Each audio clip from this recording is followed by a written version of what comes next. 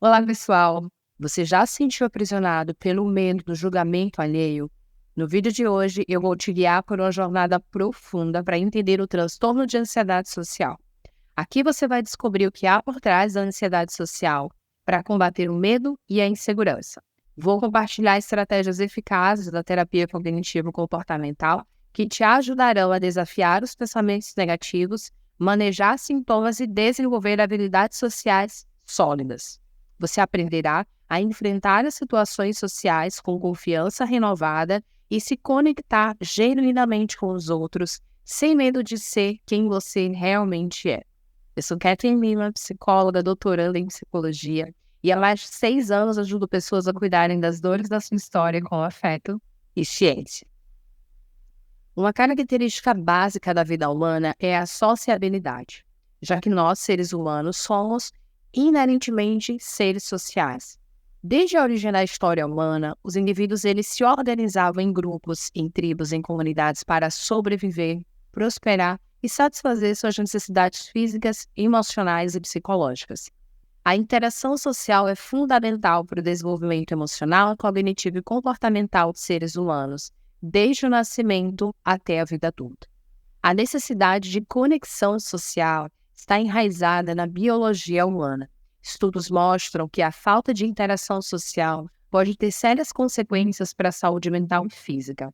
Relacionamentos sociais saudáveis são associados a uma melhor saúde emocional, a uma maior resiliência ao estresse, maior longevidade e até mesmo a um sistema imunológico mais forte. Além disso, a sociedade humana ela é construída sobre a cooperação e a colaboração. As interações sociais elas permitem a transmissão de conhecimento, valores culturais e normas sociais. Através da comunicação, do compartilhamento de ideias, os seres humanos eles têm sido capazes de realizar feitos extraordinários, como avanços científicos, desenvolvimentos tecnológicos e o progresso cultural. Em resumo, nossa natureza social é uma parte fundamental de quem nós somos como seres humanos. E a nossa capacidade de nos relacionarmos uns com os outros desempenha um papel crucial em todos os aspectos da nossa vida. Por isso, podemos considerar que a dificuldade de interagir socialmente constitui um problema relevante. E quando essa dificuldade em interagir socialmente ela passa a causar prejuízos significativos, caracteriza-se então o transtorno. O principal componente do transtorno de ansiedade social, também conhecido como fobia social, é o medo de ser avaliado negativamente em situações sociais.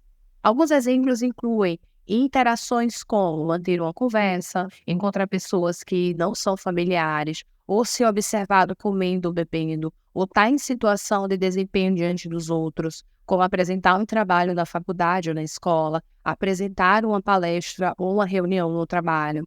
Então, a pessoa com o transtorno de ansiedade social, ela tem medo de agir ou mostrar sintomas de ansiedade de maneira que seja embaraçoso ou humilhante e procura evitar situações sociais ou elas suportam com bastante desconforto mesmo essas situações, pois elas provocam um grande medo ou uma grande ansiedade. É comum que a pessoa geralmente pense que será humilhada ou será constrangida, que provocará a rejeição ou ofenderá os outros.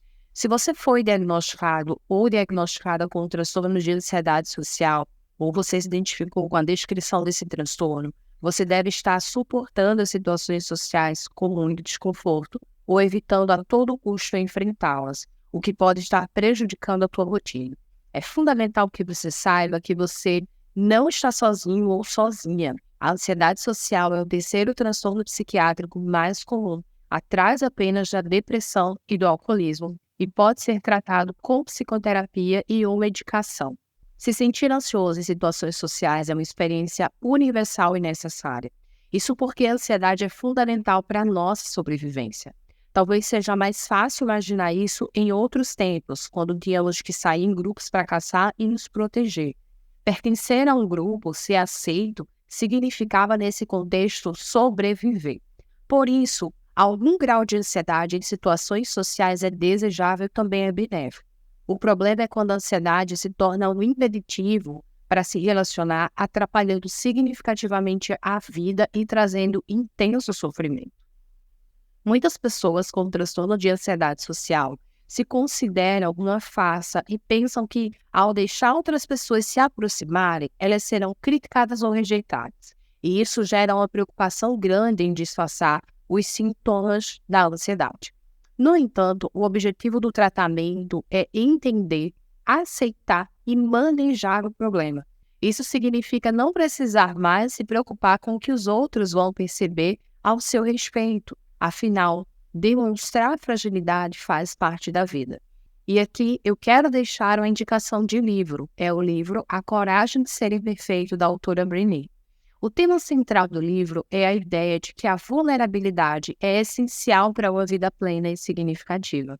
A autora traz a ideia de que muitas pessoas vivem com medo da vulnerabilidade, buscando constantemente a perfeição e evitando situações que a deixem expostas aos julgamentos ou à crítica.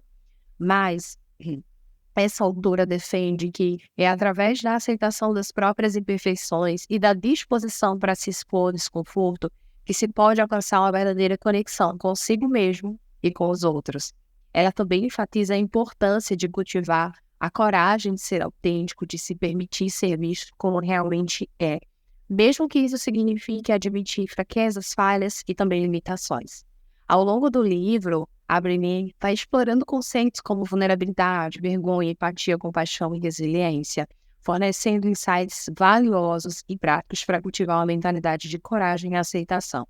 Ela também compartilha histórias pessoais, exemplos das suas pesquisas para ilustrar suas ideias e mostrar como a vulnerabilidade pode ser transformadora para abraçar com coragem a autenticidade.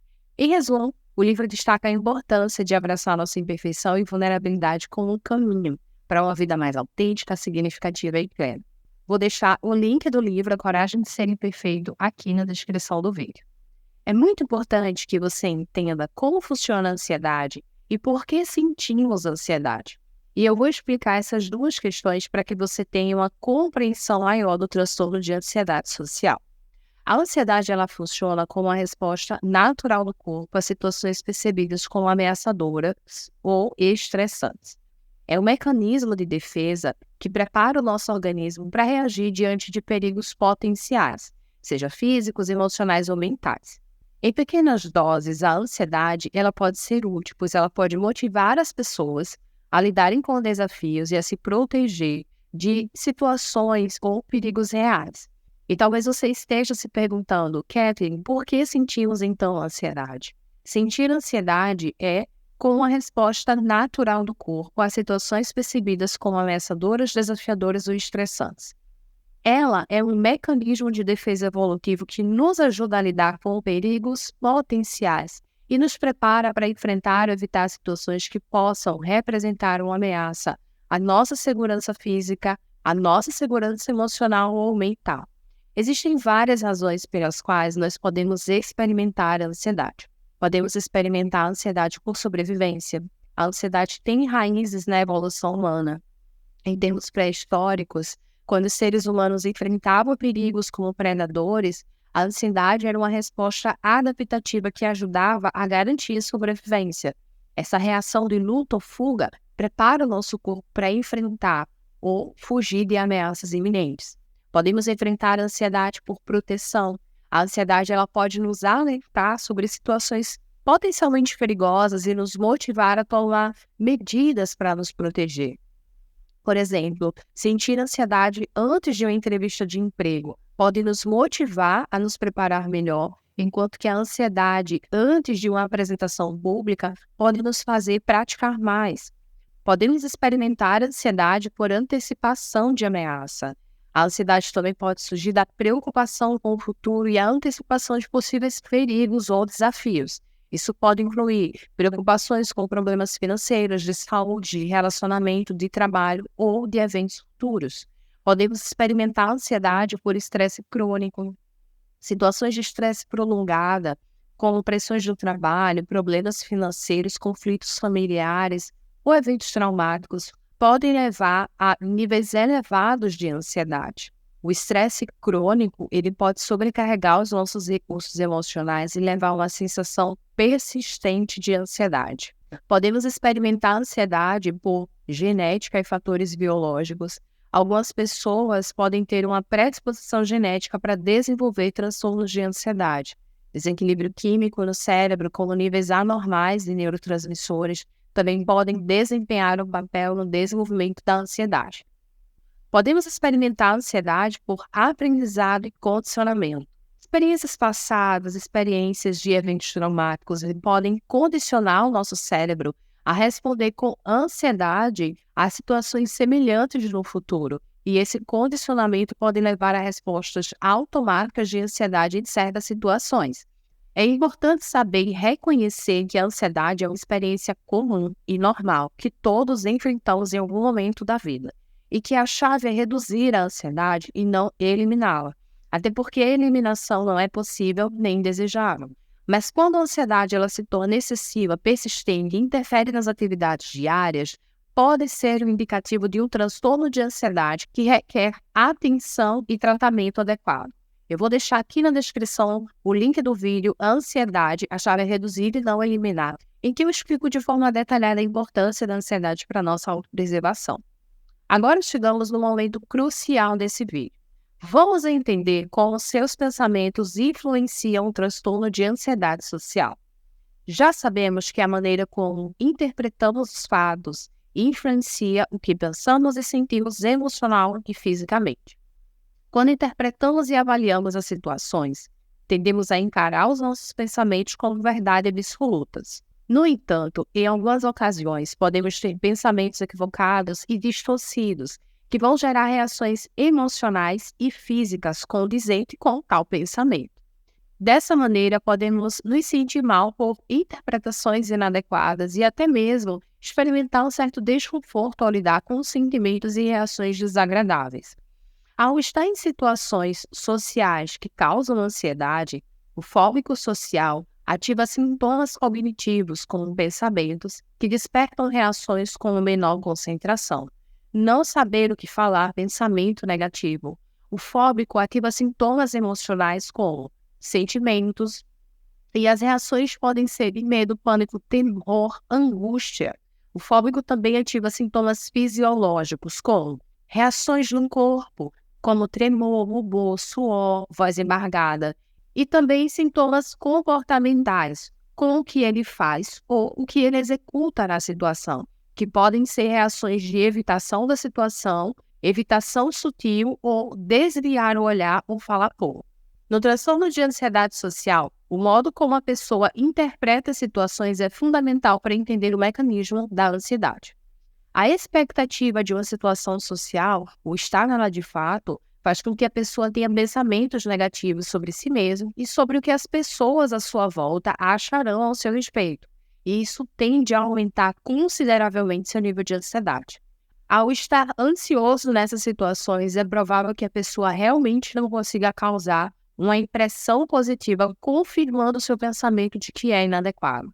Sabemos que, por vezes, as pessoas que se encaixam nos critérios de um transtorno de ansiedade social, elas podem se beneficiar de um treinamento de habilidade social, conseguindo promover mudanças e ter um desempenho satisfatório nos eventos sociais. Mas também é possível que a pessoa não consiga perceber as habilidades que ela já possui e esteja tão preocupada com as situações que não consiga notar quando tem o desempenho positivo. Por isso é fundamental que você, que tem o transtorno de ansiedade social, identifique seus medos, identifique seus temores. E isso é feito através da identificação dos pensamentos automáticos, que é essencial para avaliar quais distorções cognitivas são mais frequentes e, posteriormente, realizar a reestruturação cognitiva. E o registro do pensamento disfuncional é uma ferramenta interessante e prática para atingir esse objetivo que eu acabei de falar. E aqui cabe a pergunta: como o seu problema pode estar sendo mantido? Como você já sabe, a sua interpretação sobre a situação pode, por vezes, estar distorcida em relação aos dados da realidade. Os pensamentos negativos, catastróficos, eles podem provocar reações de ansiedade, fazendo com que você passe a evitar ou enfrente com um grande incômodo as situações sociais. Além disso, essas distorções podem se auto-perpetuar, direcionando as avaliações, o que dificulta a percepção de um evento positivo, dos quais você teve um desempenho satisfatório. A evitação dos eventos sociais, ela tem grande contribuição na manutenção do transtorno de ansiedade social. Você se sentirá aliviado quando não se colocar nessas situações, o que em curto prazo é uma estratégia eficaz para diminuir a ansiedade. Porém, em longo prazo, tende a manter a necessidade de evitar ou fugir, impedindo a criação de novas experiências que gerem novas interpretações, o que mantém e reforça a ideia de que os eventos sociais oferecem algum risco. Além disso, a evitação ela contribui para o isolamento, causando grande sofrimento e fortalecendo crenças relacionadas a se perceber como inadequado ou como desinteressante. Outro aspecto importante é o que chamamos de processamento pré-evento. Ele é caracterizado pela expectativa frente a algum evento social sobre o que vai ou pode acontecer. É durante o pré-evento que podem surgir lembranças de situações anteriores entendidas como falhas, pensamentos sobre a incapacidade de lidar com a situação, de que poderá ser prejudicado, rejeitado ou passar vergonha. Provavelmente, diante dessa expectativa, você fará um rastreio de todas as possibilidades que esse evento tem de ser uma experiência desagradável, enquanto terá dificuldade de pensar em possibilidades e aspectos positivos. Nesse contexto, é possível que você já tenha um nível de ansiedade importante. Aqui ele é chamado de ansiedade antecipatória, podendo apresentar as reações emocionais e fisiológicas que teria se o que você pensou de fato ocorresse. Vamos para um exemplo prático. Imagine que Maria tem uma entrevista de emprego marcada para o dia seguinte. Nas semanas que antecederam a entrevista, Maria começa a sentir uma crescente ansiedade em relação ao evento. Durante o processo de processamento pré-evento, ela fica constantemente preocupada com o que pode dar errado durante a entrevista. Enquanto ela se prepara para o evento, Maria se concentra revivendo lembranças e situações anteriores em que ela se sentiu falha em entrevistas de emprego. E essas lembranças desencadeiam pensamentos negativos sobre a sua capacidade de lidar com a situação e o medo de ser rejeitada ou de passar vergonha frente aos entrevistadores. Conforme a entrevista se aproxima, a ansiedade de Maria vai aumentando e ela começa a fazer um rastreamento mental de todas as possíveis maneiras pelas quais a entrevista pode se tornar uma experiência desagradável. Ela se preocupa com a sua capacidade de responder às perguntas dos entrevistadores, com a sua aparência, com a possibilidade de não conseguir o emprego. Essa ansiedade antecipatória leva a Maria a experimentar reações emocionais intensas, como nervosismo, irritabilidade e inquietação. Fisiologicamente, ela sente batimentos cardíacos acelerados, ela tem sudorese, ela tem uma tensão muscular, como se ela estivesse realmente passando pela situação estressante no momento presente. Apesar de todas essas preocupações, sintomas e ansiedade, Maria comparece na entrevista. Durante o processo, ela percebe que suas preocupações antecipatórias eram em grande parte fundadas. Ela se sai bem na entrevista e até recebe elogio dos entrevistadores. Nesse caso, nós podemos ver como o processamento pré-evento e a ansiedade antecipatória podem impactar significativamente o bem-estar emocional e físico de uma pessoa. O desafio para Maria e outros indivíduos que enfrentam situações semelhantes é aprender a lidar com essa preocupação antecipatória de uma maneira mais adaptativa e construtiva. Um outro ponto que eu quero chamar a sua atenção é a tendência de manter a atenção autofocada, que também é um aspecto importante do transtorno de ansiedade social. Nas interações, os indivíduos eles tendem a dirigir a atenção para si, sobre o que eles estão pensando, sobre as suas reações emocionais e físicas, e como será a percepção e a avaliação das pessoas à sua volta. Ao perceber as reações de taquicardia, tremor, sudorese, por exemplo, você pode ter pensamentos de autoavaliação negativa. Além disso, focando em si, você deixa de prestar atenção no ambiente. Isso prejudica o desenvolvimento de habilidades sociais e pode ser interpretado como desinteresse. Por sua vez, acaba por tornar real justamente os temores que provocaram a ansiedade. Então, quando você está com a atenção autofocada, é provável também que você perceba o aumento da intensidade das suas reações. Ficar muito atento a uma reação faz com que ela aumente e a isso damos o nome de autoprocessamento. É como se você enviasse uma mensagem para o seu cérebro confirmando de que se trata de uma situação de risco. Dessa maneira, o seu organismo ele age sob influência de falso perigo e trabalha para aumentar as suas chances de sobrevivência, tornando os sintomas da ansiedade mais intensos. Então, um outro aspecto importante é o processamento pós-evento, que também é um componente importante na manutenção do transtorno. Após o fim do evento, as pessoas com transtorno de ansiedade social, elas podem fazer uma retrospectiva, revendo mentalmente cada uma das cenas das situações em busca de falhas. Isso tende a fortalecer a autopercepção negativa, a percepção do evento como aversivo e a necessidade de evitar futuros eventos. Esse processo ele é facilitado pelas interpretações equivocadas do pré-evento e pelas distorções que a atenção autofocada causa, dificultando a apreciação de aspectos positivos. Vamos para um outro exemplo prático para que você compreenda bem o ciclo do transtorno de ansiedade social. Imagine que José está numa situação social de fazer uma apresentação em público na faculdade. O processamento antecipatório de José desperta o pensamento como vai ser horrível, não vou conseguir, ficarei vermelho, todos notarão.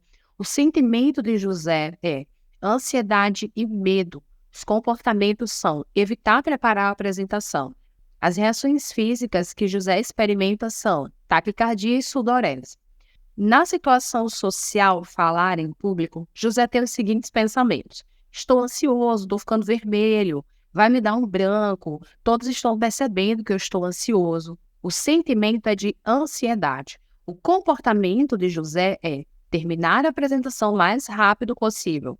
As reações físicas dele são taquicardia, suor, tremor, rosto vermelho. Já no processamento pós-evento, que é quando José sai da apresentação, os pensamentos são: foi horrível, eu não sou capaz, eu passei muita vergonha. O sentimento é de tristeza. O comportamento é faltar uma semana na faculdade e a reação física é dor de cabeça. Depois de te apresentar todas essas informações, a pergunta que surge é: como eu posso lidar com o transtorno de ansiedade social, fobia social? Durante o tratamento cognitivo comportamental, você irá aprender diversas estratégias que te ajudarão a lidar com o transtorno de ansiedade social.